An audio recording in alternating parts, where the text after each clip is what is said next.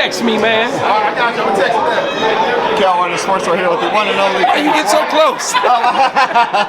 Kenny Porter. Man, let's talk about this fight we got on our hands on Saturday, man. What do you, how do you think it plays out? You know what? I was a little concerned because of some of the situations that occurred before the fight got to the fight. You know what I mean? Some of the things out of the ring, and those type of things can take your attention and your focus. And I'm hoping that we don't have any problems with the attention and focus for this fight. But I do see Tank winning this fight, unanimous decision, if not a stoppage. If he goes on to his next fight, how do you think he would do against Ryan Garcia? Actually, I haven't looked at that and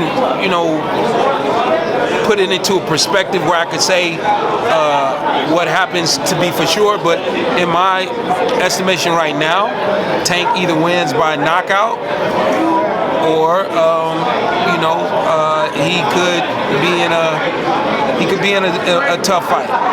What do you make of Ryan Garcia not taking like a tune-up fight right before the Tank matchup? I mean, he's been out a long time. I don't know. He's not taking an in-between fight. Everything to every individual is different.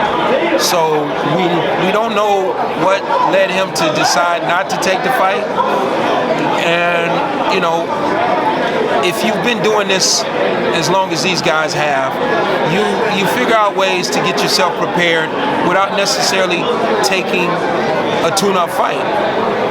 Is it better? Yeah, in a lot of ways it is, but it's not the 100% proof that you'll either be successful in your next fight or not. So, each individual has to make their own decisions. I don't know what his decision was that led him to that. I would like to see him from a fan perspective, see him fight, because it would be great to see both of them fight around the same time and be able to get a visual of that. But, the unknown is great as well. You don't know what you're going to get, and we'll find out what we're going to get this Saturday, and, we'll find out what we'll get from them when they fight. Moving on, when you see everybody's talking about the 135 division, when it's all said and done, who do you feel going to be the top man left in the 135 division?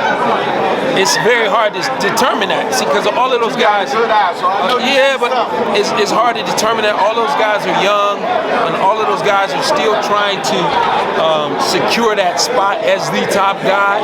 Now you got another guy moving up, Shakur Stevenson moving up. You got Ryan Garcia, you got Devin Haney, you got Tank Davis. I can see Tank beating all those guys by knockout. On the other hand, I can see some of those guys, giving Tank some trouble with the boxing. And then mixing and matching those guys. And don't forget, you still got, I think, did T.O. move? Did he move up? Did T.O. move up? Yeah, he moved up to 140. He moved up to 40. Okay, but just those guys right there alone, it's epic for all of those guys to fight each other, and it'd be great to see them fight each other at a young age instead of waiting it out too long. Could you help T.O. out right now? Do you feel though that you could be the person that really helps him?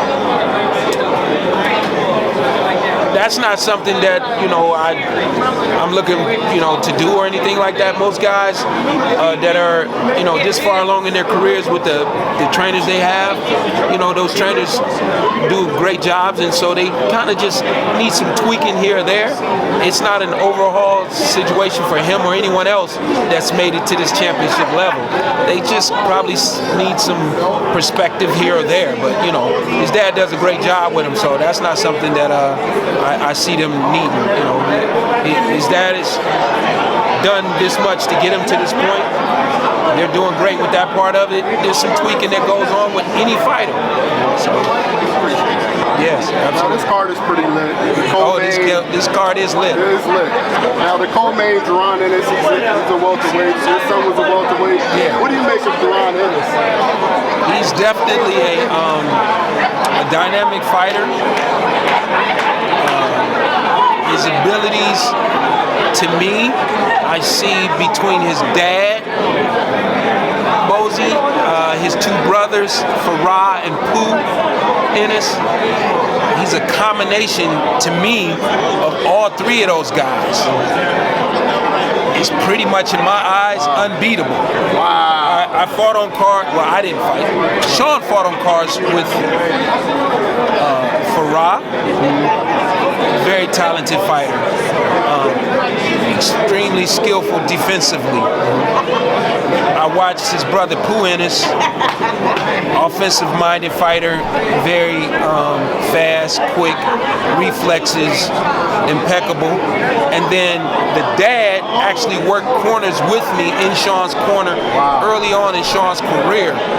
And so his mind is borderline genius, and having the ability to take what he did with his other two sons before him, which I'm looking at one of them right there, there's Pooh Ennis.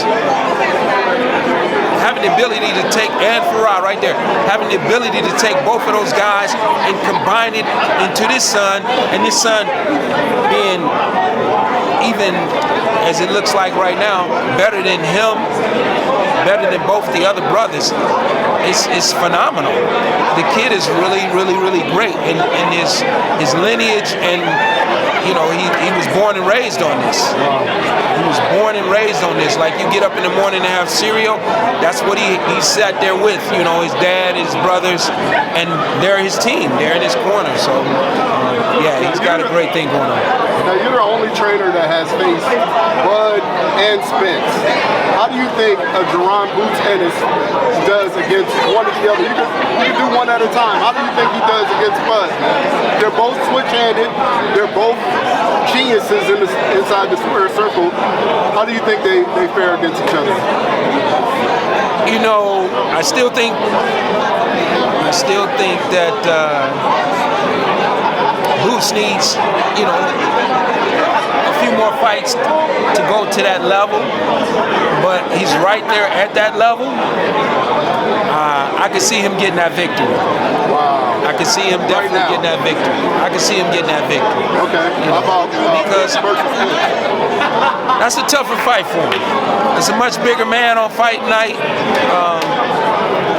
Much different style, you know, in terms of strength and in terms of size differential on fight night. Errol presents much more of a problem than Terrence does. That one I'm on the fence with. You know, I'm on the fence with that one. If they were fighting today, I'd say Errol. Wow. They're not fighting today, though. They're not fighting today. We got Benavidez and Caleb Plant coming up. What do you think about that one? Benavidez and Caleb Plant.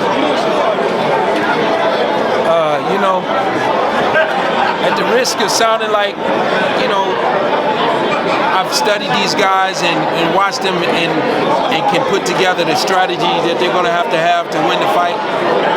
I don't have that. I haven't done that. So, you know, you're asking me to go out on a limb, but I say Benavidez in the decision.